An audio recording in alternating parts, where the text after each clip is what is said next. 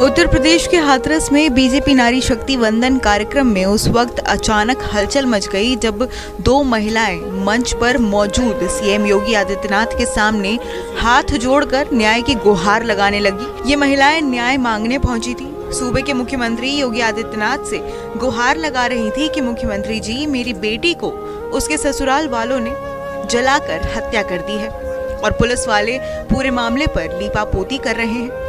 न्याय दो, न्याय दो, न्याय दो।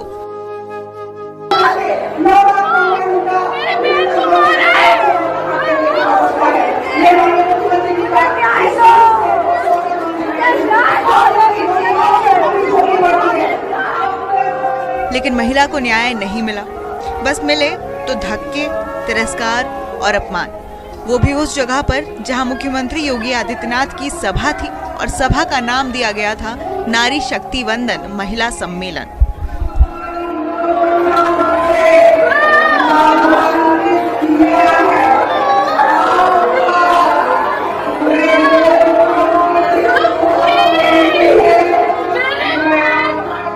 हाथरस के बागला कॉलेज मैदान में नवरात्रि के मौके पर बीजेपी का नारी शक्ति वंदन कार्यक्रम का भव्य आयोजन किया गया था।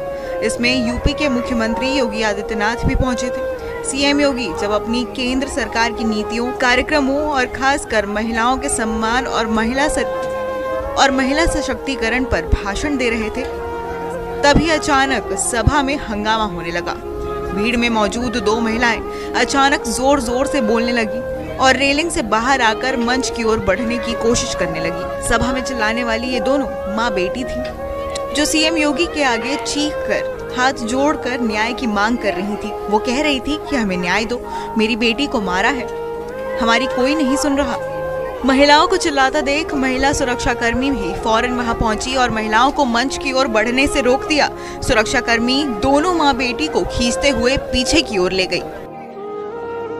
कसम से नारी शक्ति वंदन की इससे बेहतर नजीर कोई क्या ही पेश कर सकता है।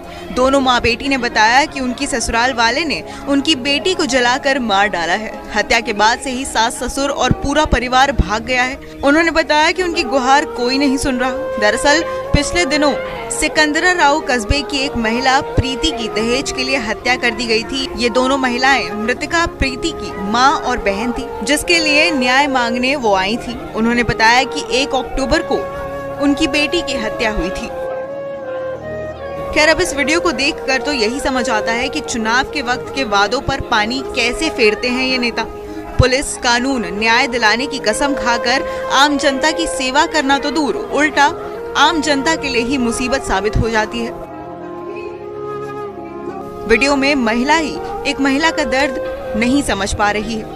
प्रोटोकॉल के नाम पर और नेता की सुरक्षा के नाम पर हम समझते हैं कि महिलाएं सीधे तरीके से भी सीएम से बात कर सकती थी, लेकिन क्या ये समझदारी पुलिस को नहीं थी कि इन महिलाओं की पीड़ा को समझे और कम से कम एक बार उनकी बात सीएम तक पहुंचा दी जाए?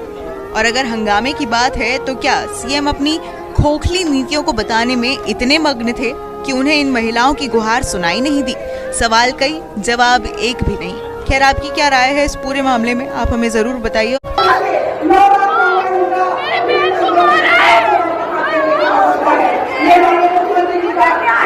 हंगामा टाइम्स की तमाम खबरों को देखने के लिए हंगामा टाइम्स को सब्सक्राइब कर लीजिए और बेल आइकन दबा लीजिए। अगर आपको ये वीडियो अच्छा लगा हो तो लाइक बटन प्रेस कर अपनी प्रतिक्रिया हमारे कमेंट बॉक्स